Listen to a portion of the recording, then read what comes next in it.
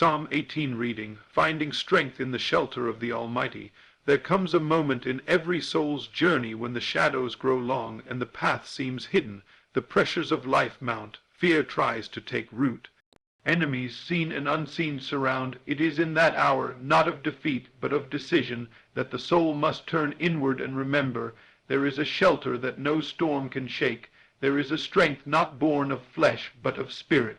There is a refuge deeper than any prison of circumstance, and that refuge is the Almighty. Psalm 18 is not merely a song of David. It is the soul's cry of triumph.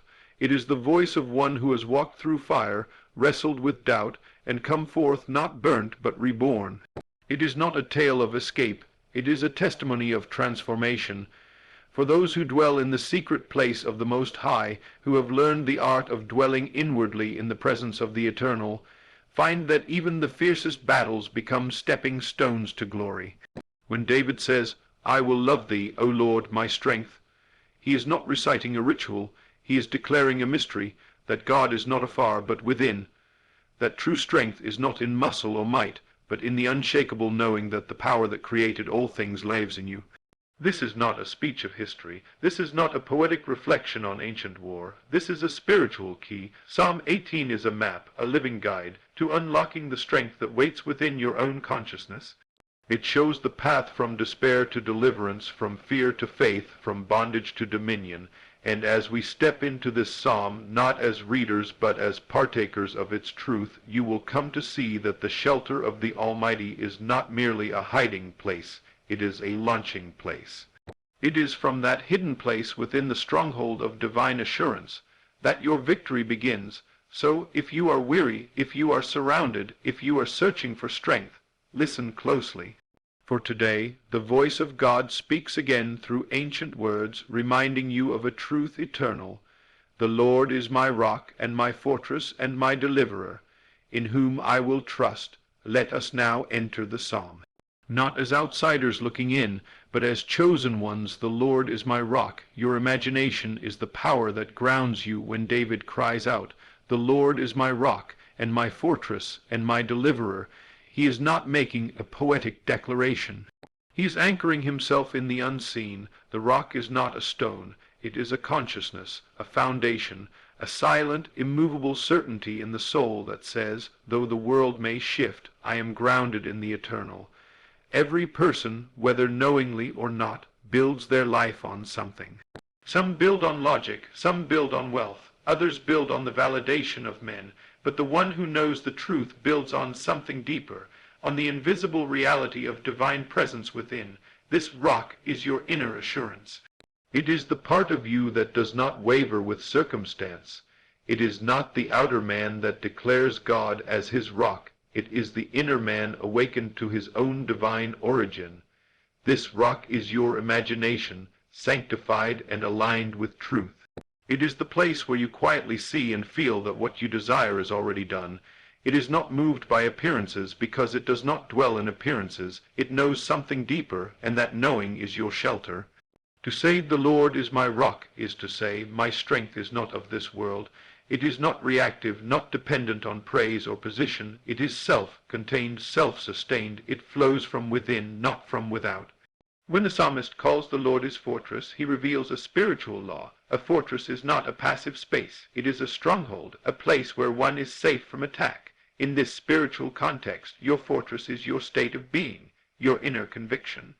When you dwell in a state where you see yourself as blessed, protected, guided, and chosen, then you abide in a fortress no man can break. Now let us go deeper. What is this deliverer David speaks of?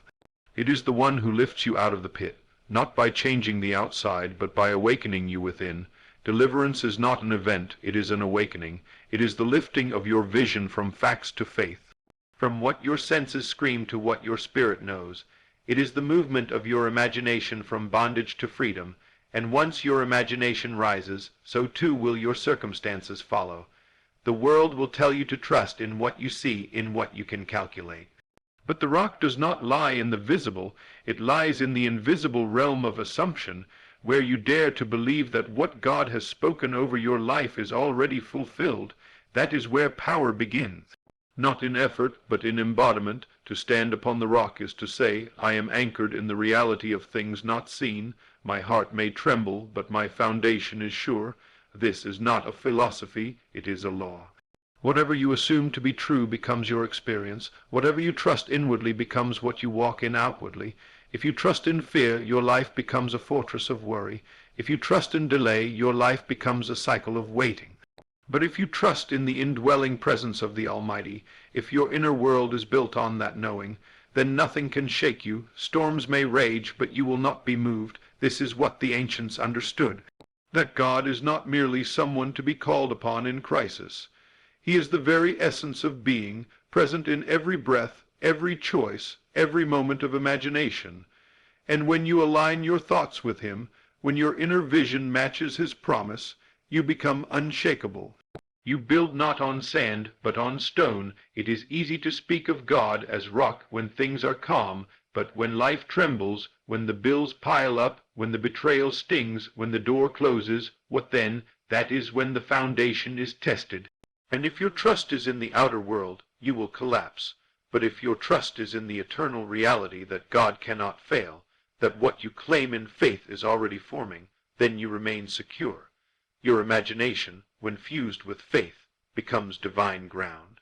Every time you enter into the feeling that you are already free, already provided for, already healed, you stand on the rock.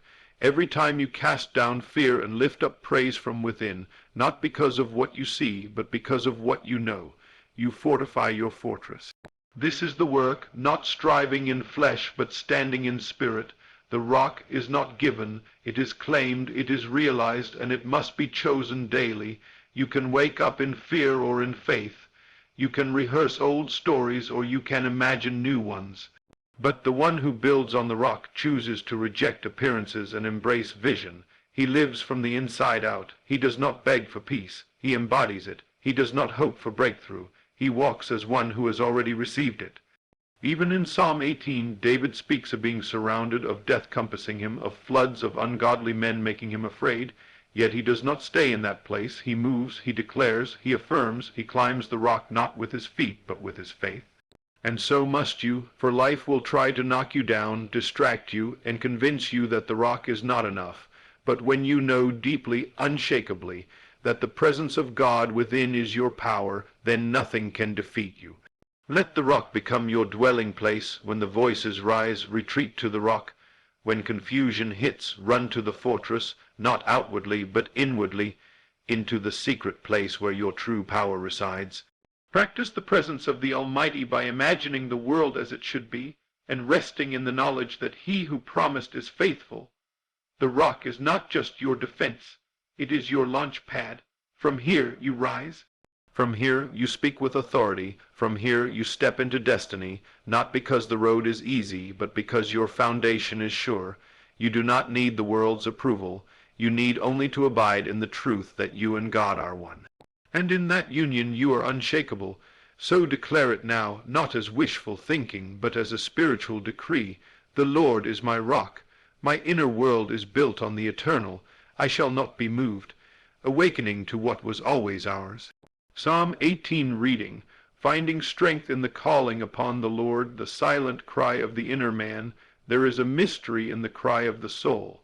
It is not found in loud prayers or long supplications. It is not found in eloquent speeches before men. It is found in the secret language of the heart, silent, wordless, powerful. When David declared, I will call upon the Lord, who is worthy to be praised, so shall I be saved from mine enemies. He was revealing a truth far deeper than the surface of religion. He was describing a law, a principle, a divine transaction. He was speaking of the inner call, the vibration of faith that reaches into the invisible and causes heaven to respond. But understand this, calling upon the Lord is not about begging. It is not desperation wrapped in holy words. It is alignment. It is an inner shift in posture where the soul turns from fear to faith, from doubt to certainty, from weakness to divine identity. The true cry of the heart is not a sound, it is a state. It is when the inner man stands up and knows that God is not somewhere else, but here now within. This is why many prayers go unanswered, not because God withholds, but because the prayer itself is made from the wrong place. If you pray from the belief that God is distant, you affirm his absence even as you speak his name. But when you pray from the knowing that the divine is within you, you speak from authority. You are not calling for help. You are calling forth what already is. That is the cry God answers, the cry of one who remembers. In Psalm 18, David says, "In my distress I called upon the Lord and cried unto my God. He heard my voice out of his temple." What is this temple? It is not the building made with stones. It is not a structure built by hands. The temple is within you. The secret place of the Most High, it is your own consciousness. When you call from that place, your voice is not lost in the sky. It is heard in the throne room of power, because the throne is in your own soul. You must grasp this, your emotions, your desires, your focus. These are not trivial. They are the very substance of spiritual creation. To call upon the Lord is to engage the creative force of the universe through belief, through imagination, through inner certainty. The cry that moves heaven is not loud, it is aligned. It says, "I know who I am in you, I know what is mine. I may not see it yet, but I possess it now in spirit, and that is enough." When David cried out, it was not from a place of strength, he was distressed. Surrounded, attacked, misunderstood, yet even in distress his cry was one of faith. He did not describe his enemies, he declared his deliverance, he did not dwell on the danger, he looked to the rock. And because of this, the cry reached higher than any words ever could. You see, the inner man, the real you, is always calling. With every thought, every feeling, every assumption, you are calling something forth. You are either calling fear or calling faith. You are either calling defeat or calling victory, and whatever you continually call will surely answer. Life is not responding to your words, it is responding to your state. So what state are you calling from when you say, "Lord, help me"? Is your heart filled with expectation or anxiety when you declare God will make a way? Do you feel the way has already opened in your spirit? Or are you still waiting for proof? The true cry of the inner man sees beyond the natural. It calls not from what the eyes see, but from what the soul knows. To call upon the Lord is to enter into the quiet, sacred space where you let go of appearances. You no longer consider the facts of the outer world as final. You no longer argue with delay or plead with time. Instead, you enter the stillness. You close the outer eyes and open the inner vision. You feel the truth before you see it. You dwell in the answer, not the question. This is the cry that shakes the heavens. This is the cry that causes the earth to reel and the foundations of the mountains to tremble, as the psalm declares. It is not because God is far away and needs convincing. It is because when the soul remembers its power, all creation must adjust. The cry of the awakened man is a command cloaked in worship. It is a recognition of truth so deep that even the natural world must respond. David goes on to say, "Then the earth shook and trembled. The foundations also of the hills moved and were shaken, because he was wroth." But this is symbolic language. It speaks of the internal shaking that happens when divine power rises within. It is not about earthquakes or literal fire. It is about the spiritual stirring that occurs when the human soul touches divine certainty. Your world begins to change the moment your inner posture changes. That is the trembling of the earth. That is the fire from his mouth. That is the thunder in the heavens. The most powerful prayers are silent. They are spoken with the whole being. They do not come from lips alone, but from the depths. You feel them, you become them, and because of that they manifest, not because you persuaded God, but because you aligned with him. The moment you do, power is released. You must become aware of what you are calling in your daily life. Every time you complain, you are calling more frustration.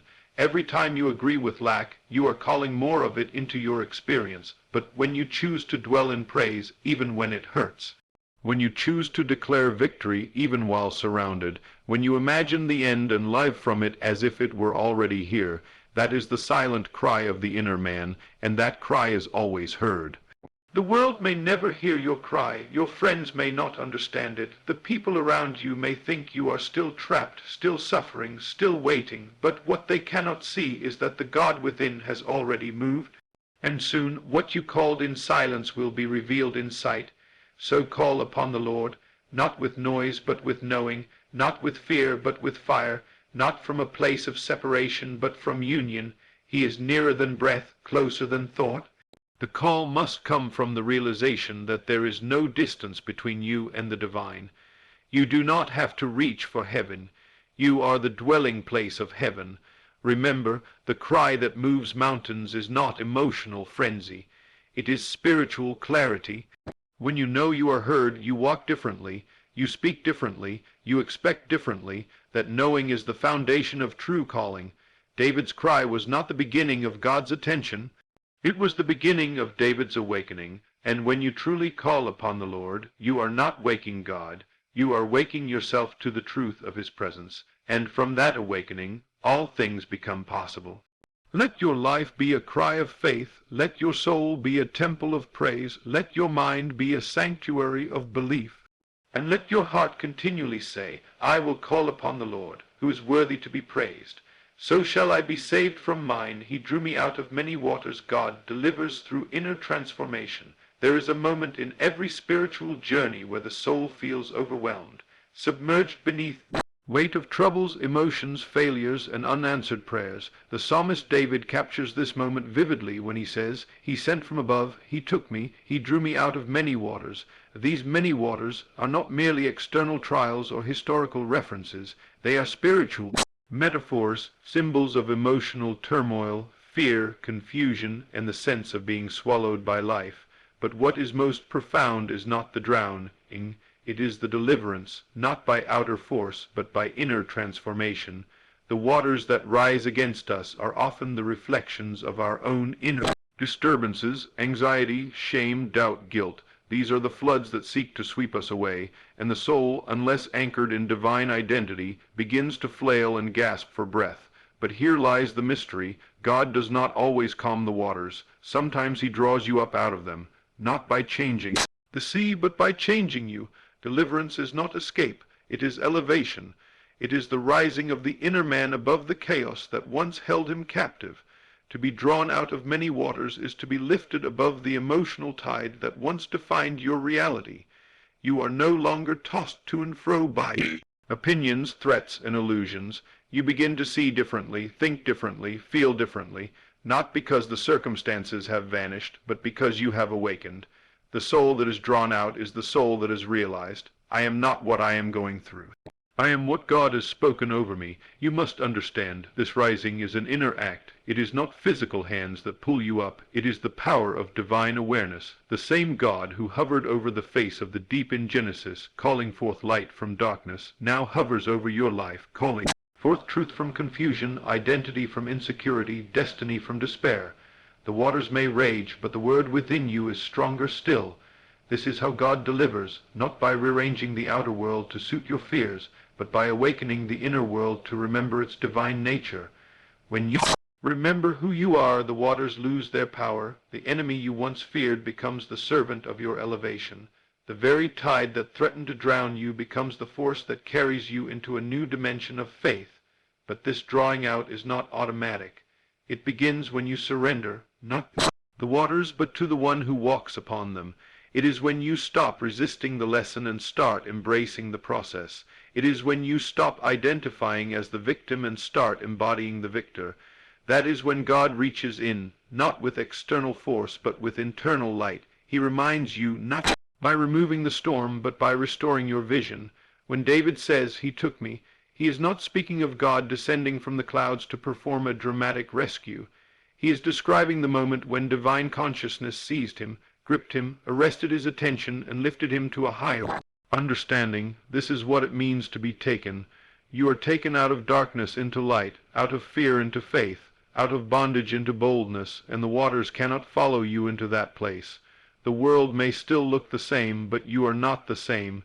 You begin to walk with a different stride, speak with a different tone, see with different eyes. You have been drawn out. What once overwhelmed you no longer moves you. What once terrified you now strengthens you, because you know who you are, and more importantly, you know whose you are. But let us be honest, the drawing out often begins in discomfort. God uses the waters to loosen your grip on what no longer serves you. He allows the floods to rise not to destroy, but to awaken. The storm exposes what you have built on sand. The flood reveals what you have trusted in falsely. And when it all begins to shake, It is not, and it is the invitation, an invitation to rise. You are not here to drown in this life. You are not here to be pulled under by generational patterns, limiting beliefs, or cycles of shame. You were made to rise, to be seated in heavenly places, to walk in dominion, to shine as a light in darkness. But this requires transformation, and transformation requires surrender. You must let go of the old self-image that believes suffering is your inheritance. You must release the narrative that tells you God is far away. He is not. He is present. He is power, and He is drawing you now. Imagine a hand reaching into the depths of your soul, lifting you gently but firmly into new light. That is what God is doing, not in theory but in truth. Your part is to respond. Stop rehearsing the reasons you cannot rise. Stop repeating the mistakes of yesterday. Stop bowing to the fear of tomorrow. Instead, speak like one who has been delivered. Think like one who has been set free. Act like one who has already been drawn out of many waters. The flood cannot find you when your heart is anchored in truth. You may hear the waves crashing, but you will not sink, because you are not trying to survive. You are standing in victory. Your emotions may try to convince you otherwise. Your memory may echo the voices of failure, but the word of God in your spirit is louder than the past, stronger than the pain, and greater than the problem. You are being drawn out even now. Every moment you choose peace over panic, you rise. Every time you speak life over your situation, you rise. Every time you close your eyes and imagine the fulfilled promise, you rise. This is your rescue. Not a flash of divine intervention from the outside, but a slow, steady pull from inside, lifting you into alignment with who you really are. And when you emerge, when you find yourself walking in a peace you didn't earn, a joy you can't explain, a power you didn't manufacture, you will know it was not by your might. It was the hand of God within you drawing you out of the waters. One thought at a time, one revelation at a time, one surrender at a time. Declare it now. I have been drawn out. I no longer live beneath the tide of fear and doubt. I walk above the waters, for I am anchored in the Almighty. God will light my candle, awakening the divine flame within. There comes a time when the outer world grows dim, when the path ahead becomes unclear, and the shadows of uncertainty lengthen around you. In such a moment, David writes in Psalm 18:28, "For thou wilt light my candle, the Lord my God will enlighten my darkness." This is not merely poetic comfort, it is a divine revelation. It is the unveiling of a spiritual truth, that within every man, every woman, every soul, there is a candle, an inner flame placed by the Creator Himself, and though the winds of life may seek to extinguish it, God alone preserves it, reignites it, and causes it to burn brighter than ever before. The candle symbolizes the inner self, the hidden core of awareness, faith, and divine identity. It is not lit by human effort or intellectual striving. It is kindled by revelation. The flame that lights up your darkness is not found in better circumstances or external solutions. It is discovered within when you awaken to the presence of God inside you. Until that light is lit, you can be surrounded by blessings and still feel lost. But when it ignites, even in the wilderness, you see clearly. Darkness, in the spiritual sense, is not the absence of God. It is the absence of awareness. It is a state where the soul forgets who it is. You may still believe in God, still say the right prayers, still go through the motions, and yet walk in darkness because you are unaware of your union with the divine. You may cry out for direction while ignoring the flame already planted within you. But the moment God lights your candle, everything changes. Not because your world changes first, but because you do. The journey of life is not from place to place, but from darkness to light. It is a progression of awakening where each new trial becomes the spark that draws you deeper into the truth of who you are. When David says, "The Lord will enlighten my darkness," he is not asking for a flashlight to guide his steps. He is declaring a spiritual shift. The darkness is not outside, it is within. It is the ignorance, the doubt, the fear, the pain that cloud the soul, and when the Lord enlightens that darkness, suddenly you begin to see what was always there. This is not the light of logic or intellect. It is the light of spiritual identity. It is the realization that you are not just a body, not just a mind, not just a personality shaped by your past. You are a vessel of divine power, an expression of infinite love, a living flame sent to shine in a world of illusion. When that truth dawns upon you, not as theory, but as experience, it is as if the candle of your soul bursts into flame and your entire being is transformed. You begin to walk with clarity. You see through deception. You are no longer driven by fear or bound by limitation. You have been lit from within. You no longer ask, God, where are you? Because you know He is here. He is in me. I am His light made manifest. But how does this happen? How does God light your candle? It begins with desire, the holy restlessness that refuses to settle for outer appearances. It begins when you reach the end of your strength and dare to ask, is there more than this? It begins when you no longer accept darkness as your portion, but yearn for truth. That yearning is the wick, that seeking is the vessel, and the moment you turn inward with faith, the divine strikes the match. The match is often lit in silence, in the stillness of prayer, in the quiet moments. When you close your eyes, breathe deeply, and allow your awareness to expand. You stop talking and start listening, not to the noise of the world, but to the whisper within. It is there that the candle flickers.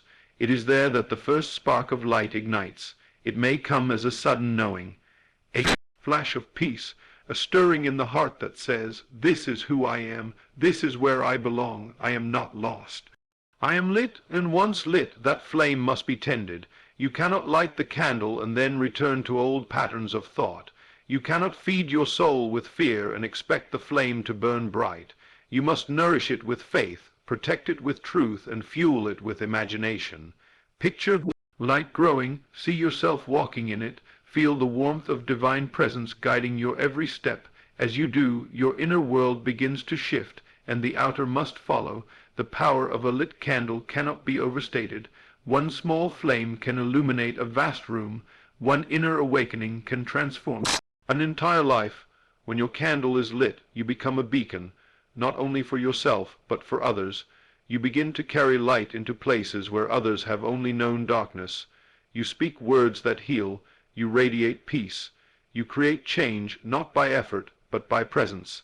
The enemy's greatest tactic is to convince you that your candle has gone out, that you've failed too much, that it's too late, that the darkness is too thick. But the truth is this: God Himself lit that candle, and He alone sustains it. No failure can extinguish it. No pain can overwhelm it. It may dim, it may flicker, but it will never die, and the moment you return to the truth, the flame will leap again. You are not powerless. You are not abandoned. The light within you is proof.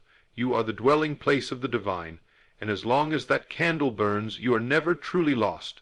You are simply being invited to awaken again, to turn inward, to remember. So declare with boldness, God will light my candle, not just once, but again and again.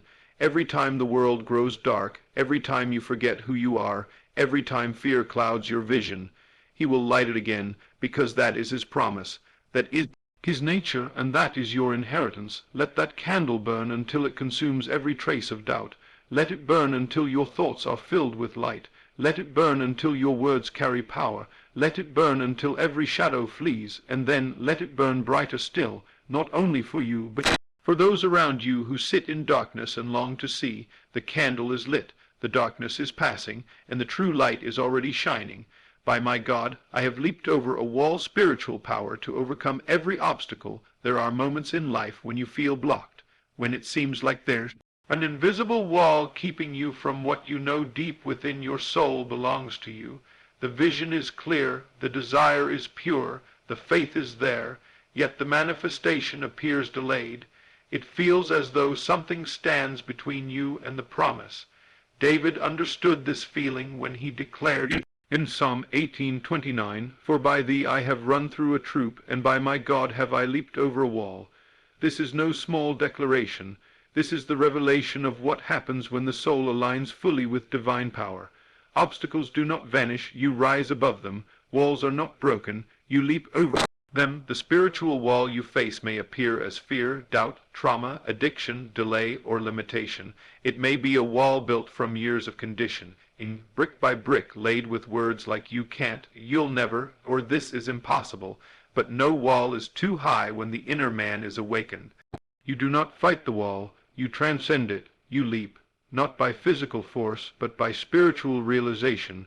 You come into agreement with the divine power within you, and in that instant the impossible becomes accessible. Every wall is a call to ascend.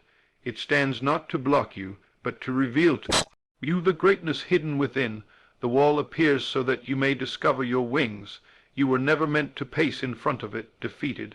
You were never meant to retreat from it in despair.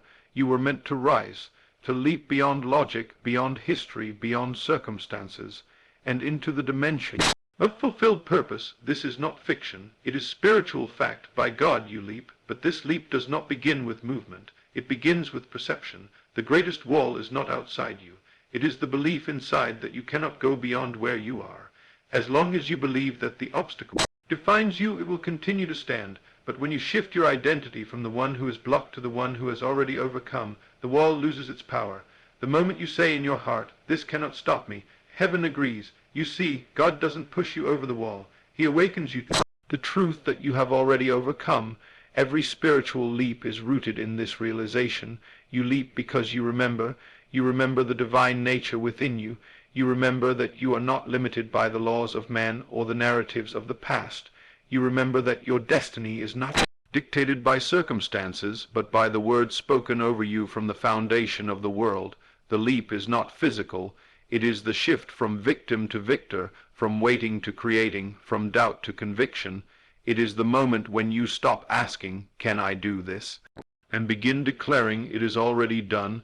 That declaration is not arrogance, it is alignment. You are coming into agreement with the power that has already gone before you, made the crooked path straight, and declared the end from the beginning. But make no mistake, the wall still appears real.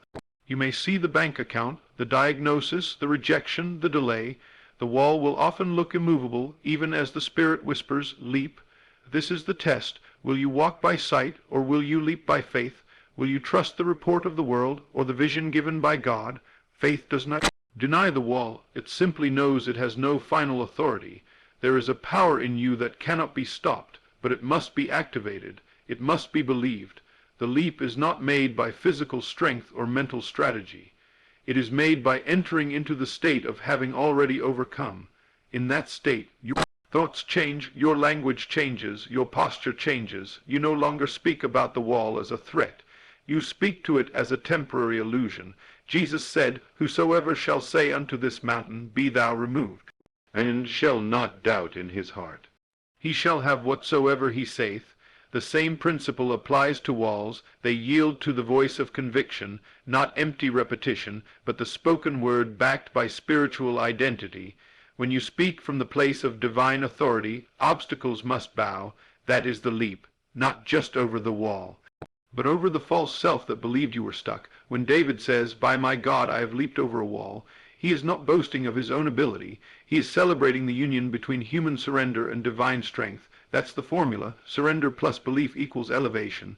The moment you stop trying to leap in your own might and instead merge your will with God's truth, you are lifted. The wall is still there, but you are above it. You rise in consciousness, in confidence, in clarity. And what seemed impossible becomes inevitable. You were never meant to shrink at the sight of a barrier. You were never meant to tremble before limitations. The fire of God within you was placed there for moments just like this. Every wall is an invitation to rise in power, to leave behind the old version of yourself that doubted, feared, or hesitated, and to step into the self that leaps without apology. When you make the leap in your mind, your world must follow. That is the power of imagination aligned with faith. Begin to see yourself on the other side. See yourself walking in what you once only hoped for. Speak as if the wall has already been crossed. Feel the joy, the peace, gratitude of having already arrived. This is how you leap in the Spirit. And when you leap in the Spirit, the natural world must conform. Do not wait for the wall to disappear. It is waiting on you to rise. You are not trapped. You are not stuck. You are not too late. The same God who breathed life into you has empowered you to overcome, not through striving, but through knowing, through believing, through leaping. So declare it now from the core of your being. By my God, I have leaped over a wall. Not I will someday, and not I hope to, but I have. Speak it in the face of every barrier. Let it echo in your soul until every cell responds. You are not climbing anymore. You are flying. You are not pacing the ground. You are soaring over it. Let the wall remind you of your wings, enemies, shelter of the Almighty with words